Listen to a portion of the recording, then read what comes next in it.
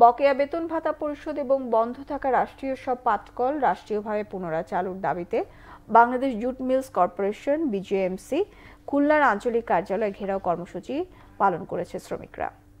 সকাল 10:30 থেকে 12টা পর্যন্ত দৌলতপুর জুট মিল ও খালিশপুর জুট মিলের শ্রমিকরা মিছিল নিয়ে বিজেএমসির কার্যালয়ের সামনে অবস্থান নেয়।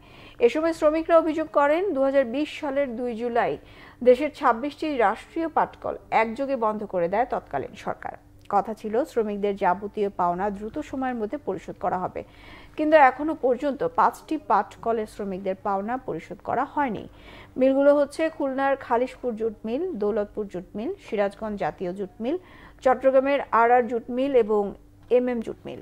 2015 সালের সরকার ঘোষিত মজুরি কমিশন, করোনাকালীন 2 মাসের প্রণোদনা, 8টি ঈদ বোনাস, 60 দিনের পে নোটিশ সহ অনেক পাওনা এখনো বাকি রয়েছে।